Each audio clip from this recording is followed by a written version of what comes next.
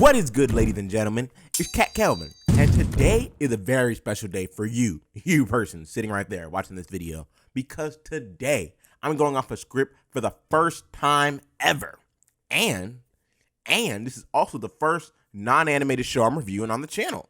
OMG, KELVIN, you made like 2 videos. Stop acting like you're a YouTuber. I know. But I want to see if this makes the content any better. So chill, baby. Cause you listening to KEC, the love channel, baby.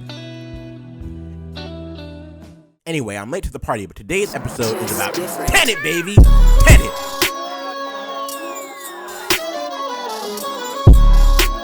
And if you haven't seen it, click off right now, homie, because spoiler warning. I'm gonna be talking about the movie, saying whatever the hell I want to say, so leave now if you haven't seen it.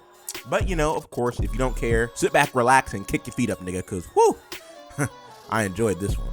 So we start off right smack dab in the middle of the action, and it's looking like it's gonna be a normal, normal day, rich white bitches going down to see the opera. Hey, Charles, you want to go down to see the opera? Of course I do, good chump. That's how rich white people talk. If y'all didn't know, but everything's going fine until boom, these fools bust in and start doming motherfuckers. Damn, Uncle Ruckus would be sad if he saw this, seeing all these good white folk get killed and a goddamn Negro as the main character. Also, on the side note, we talking about the main character a lot. They don't really give the main character a name. They just refer to him as the protagonist the whole time. So we're just gonna call him fucking, I don't know, Pablo, because P for protagonist, Pablo is the first thing that popped into my mind. Pablo and the boys are posing as what looks like a Russian anti-terrorist unit in order to come get this sorry ass out before Vladimir over here bodies his ass. Pablo and friends make their way in just in time too, because it's not even like they had much of a challenge, because Vladimir over here takes 5 ever to turn around and shoot my homie Pablo, and then just lets this dude dismantle his whole gun. Like, how pathetic is that? Like, this nigga was trying to look hard not 5 minutes before, chilling over there in the chair, but shit, I guess the nigga was chilling a little too much though. So Pablo gets this sorry ass out, and his boys meet up with him, and then they all dip with him while Pablo goes to try to save these people from these terrorists, and almost gets hit by some fucking weird backward bullet looking thing. And then Pablo and this other dude run back to the vans, avoiding one epic explosion. But as soon as they hop in, them Russian boys that they were in there before, they're already tired of their bullshit. They're like, you got the wrong nigga, bro. What the fuck? Who the fuck are you, bro? And then turns out they find out they're CIA and end up pulling all of Pablo's teeth out. Like, god damn. But luckily, my nigga Pablo ain't no pussy, because no matter how much they torture his ass, he does not say a goddamn thing. Now, I'm just gonna say, I don't know about y'all, but I think that deserves a spot in the real nigga room, right? Because, like, if that was my ass out there about to be tortured, shit, man, I don't care who I'm protecting, bro. They ain't worth it. Like, shit, shout out to my girlfriend, because I know she's watching this right now.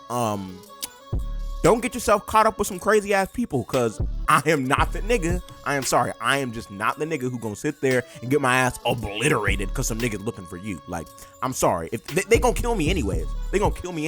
So I might as well die happy. Like, eventually they're gonna find you.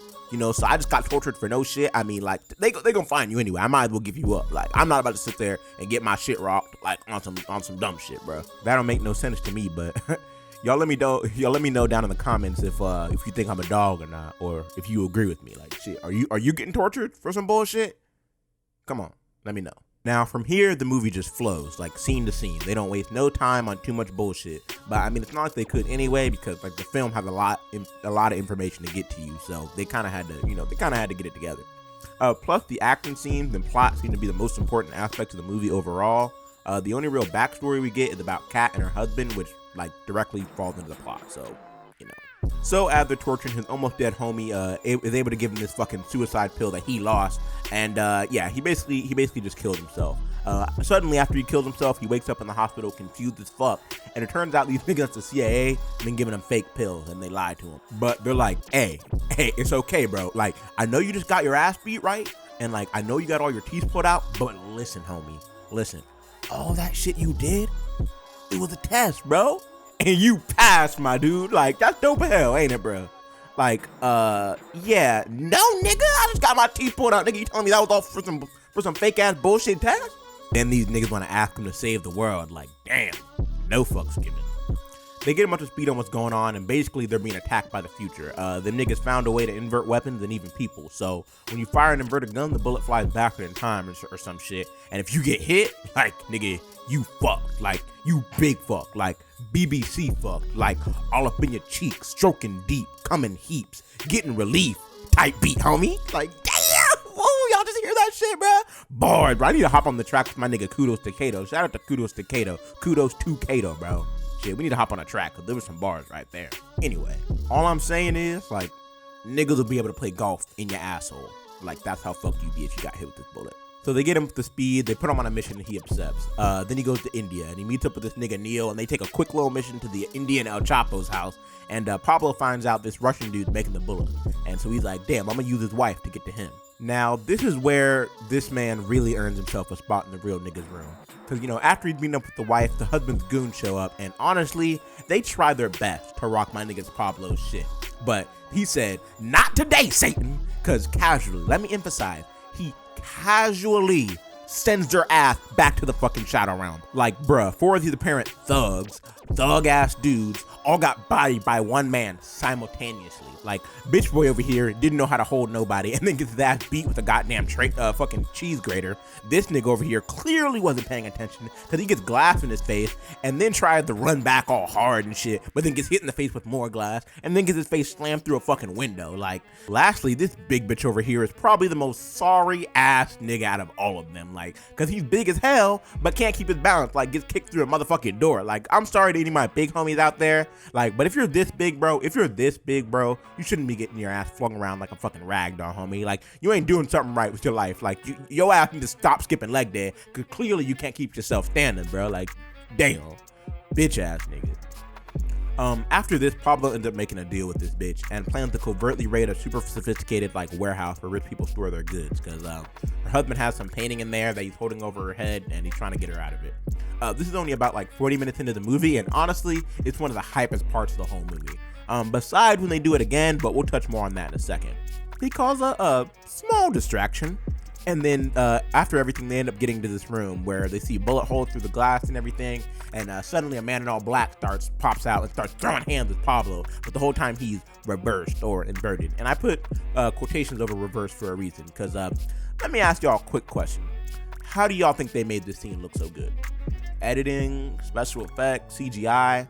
Nah, they ain't do none of that shit. They just choreographed it and did a hell of a good job filming it as well. Like, yeah, I was pretty shocked too. Like, the moves are so clean, you won't even believe it's real. Like, little things are what make this film better than most of like the run-of-the-mill action films. But moving on. Now, what's gotta be one of the best scenes in the movie is the infamous car scene / heist part of the movie. The goods they're trying to get are in a convoy being tracked by the police. So these niggas come up with the smartest, most practical way to rob something that I've ever seen in a fucking movie. Using 4 big ass trucks to keep the convoy moving so it doesn't look like it's being robbed? Like, that's some goddamn innovation right there, motherfucker. Like, shit, Christopher Nolan must have gone to ASU, the school number 1 in innovation, because like ideas like that have to be taught. Like, that shit ain't natural. Come on. Their plan is pretty smart, and like they're able to get the loot and everything, but really in the end, it's really the guard's fault for not seeing this coming like a mile away. Like, you're telling me when a fat ass truck pulls in front of you, and then another comes on the side, and then another behind, you're not thinking, maybe we should move, because, you know, we got some very important items in the back, nigga, and, you know, criminals or terrorists might want to fucking steal it. Like, that didn't cross your mind at all? Like, not for 1 second? Because I'm pretty sure here in the US, like, if they were transporting some shit, like, even if they're transporting just like high-level prisoners, they would have the whole fucking street blocked. Like, they wouldn't let a single motherfucker get close enough to the street. Like, there's no fucking way like that ever happened in real life. But, you know, fucking plot. But I'm like, I don't know, maybe these niggas were just too trustworthy, bruh. Like, I would, if I saw a truck pulling up on me and I had some like shit like that in the back, like, nah, nigga, pulling out my gun, back the fuck up. So Pablo and the gang, they of course get the piece of the algorithm, and this is where shit gets crazy. So remember my boy Rickstoffen? Yeah, this nigga don't fuck around, because he already knew what was about to go down, and that nigga came ready for the smoke, driving all crazy and shit. This nigga got a gun to his own wife's head because he know my nigga Pablo's fucking weak for some white pussy, bro. Like, that nigga loves snow bunnies.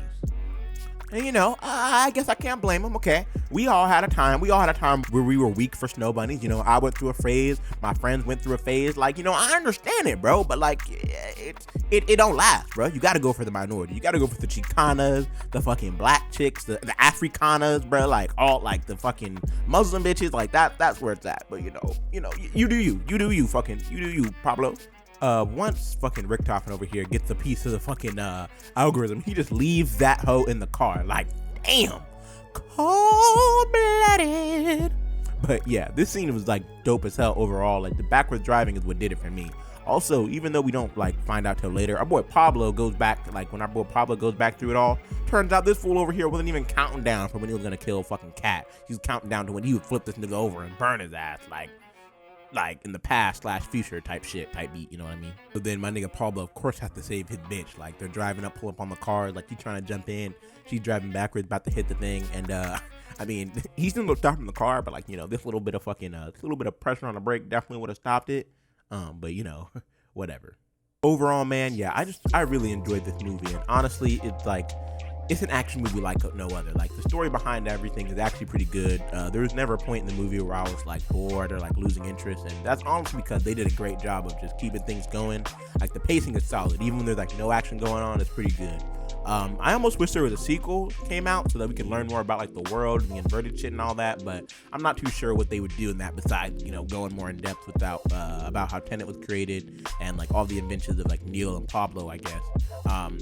I know I didn't touch on it, but I also really liked the ending scene. It really brought everything together, inverted versus normal combat, which made everything hella chaotic and awesome as hell. But you know, this video is already coming on 13 minutes long, so we're just gonna end it here.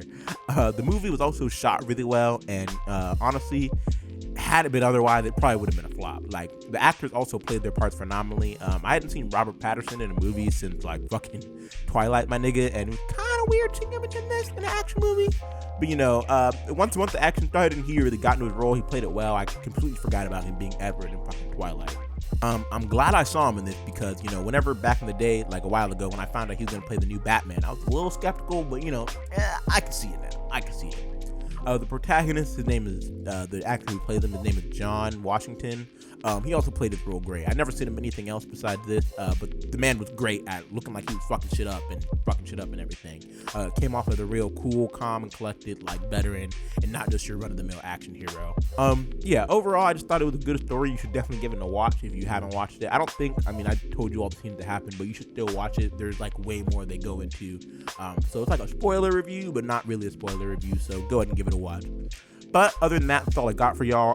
Follow me on Twitter if you want to talk about Tenet, talk about Invincible, talk about Yasuke, recommend me shows, you know, ask me what I should review next. No one follows me on Twitter right now besides my friends, so, you know, hit me up on there. I mean, my friends are the only ones watching this video, but, you know, whatever.